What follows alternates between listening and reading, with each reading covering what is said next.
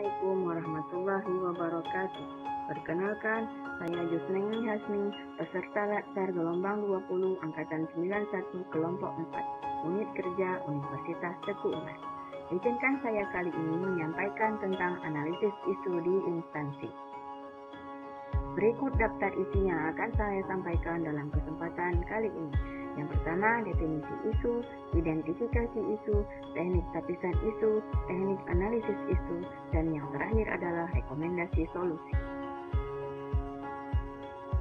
Harrison dan Kriantono memberikan definisi bahwa isu adalah berbagai perkembangan, biasanya di arena publik. Jika berlanjut, dapat secara signifikan memengaruhi operasional atau kepentingan jangka panjang dari organisasi. Jadi, isu adalah sebuah masalah atau persoalan baik di luar maupun di dalam suatu organisasi yang belum terpecahkan dan belum siap diambil keputusan. Adalah identifikasi isu yang didapat setelah saya berkomunikasi dengan sebuah jurusan Ekonomi Manajemen Universitas Teguh Umar. Isu yang pertama adalah Standar Operasional Prosedur atau SOP pengajuan skripsi dan karya tulis ilmiah jurusan Ekonomi Manajemen Universitas Teguh Umar belum ada. Yang kedua, minimnya optimalisasi penggunaan website manajemen. Dan yang ketiga, EKM Newsletter atau e-paper news EKM belum ada. Standar Operasional Prosedur pengajuan skripsi atau SOP dan karya tulis ilmiah jurusan Ekonomi Manajemen Universitas Teguh Umar belum ada.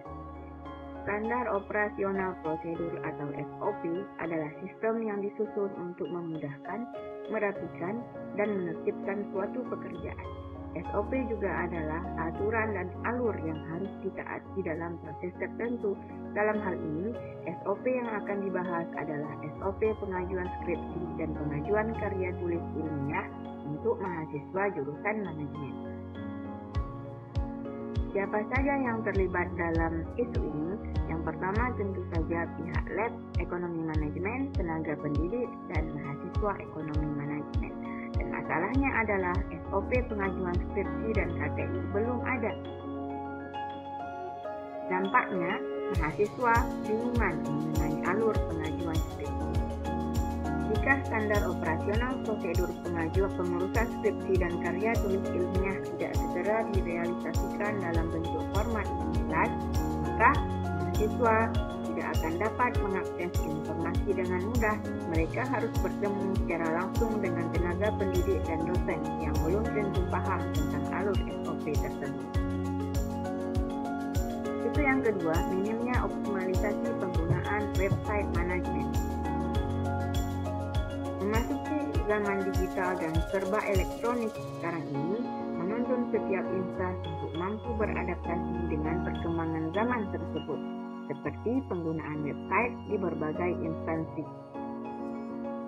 Kebanyakan instansi menggunakan website sebagai sarana untuk mempromosikan dan mengumumkan kegiatan-kegiatan instansi.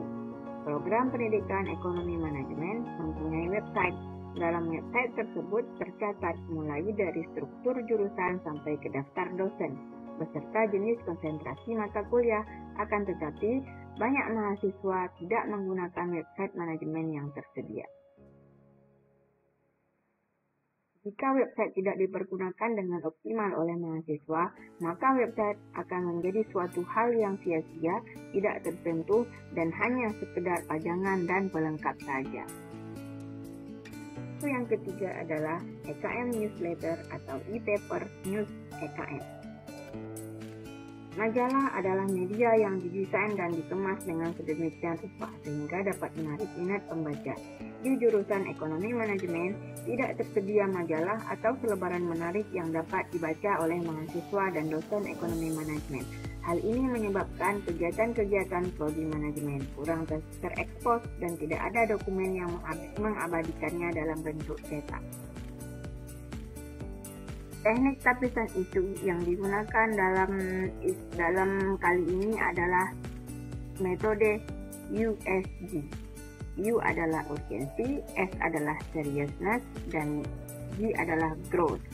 Untuk isu yang pertama, SOP pengajuan skripsi dan KTI diberi nilai 5. untuk urgensi dan seriusness 4, dan untuk growth-nya 5 dengan total 14. Untuk isu yang kedua, minimnya optimalisasi penggunaan web EKM diberi nilai 3 untuk urgensi, seriousness diberi nilai 5, dan untuk growth diberi nilai 3, dan totalnya adalah 11. Untuk EKM newsletter atau e-paper EKM diberi nilai 3 untuk urgensi, seriousness juga 3, dan growth juga diberi nilai 3, dengan total nilai 9. Maka dengan teknik lapisan isu ini, SOP pengajuan skripsi dan KTI menduduki peringkat yang pertama dengan total 14. Maka kali ini kita akan membahas tentang SOP pengajuan skripsi dan KTI. Teknik analisis isu yang digunakan adalah fishbone diagram. Dari analisis fishbone ini, dapat disimpulkan 3 dimensi yang menyebabkan SOP tidak dikeluarkan dalam bentuk dokumen yang jelas. Yang pertama, pihak lab EKM. Pihak laboratorium EKM belum mengeluarkan dan menjelaskan dokumen pengajuan skripsi dengan jelas. Yang kedua, pihak tendik EKM. Pihak tendik EKM menjelaskan hanya dengan lisan sesuai dengan sistem tahun-tahun sebelumnya. Dan yang ketiga, pihak mahasiswa.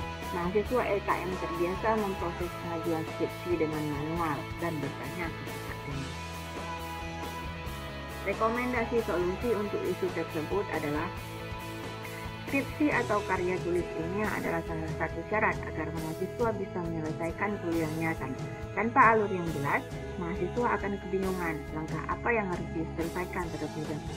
Oleh karena itu, alur dan aturan pengajuan skripsi dan KTI mahasiswa ekonomi manajemen harus ditentukan dengan jelas dalam bentuk soft copy maupun dicetak dan ditempel di papan pengumuman jurusan ekonomi manajemen. Dengan begitu, mahasiswa dapat melihat mengenai SOP pengajuan skripsi dan KTI di papan pengumuman jurusan ekonomi manajemen maupun di website ekonomi manajemen. Dan pihak tendik juga dapat mengarahkan mahasiswa untuk mencari SOP pengajuan skripsi dan KTI di tempat yang telah disebut. Demikian mengenai analisis isu di instansi kali ini. Terima kasih atas segala perhatiannya. Assalamualaikum warahmatullahi wabarakatuh.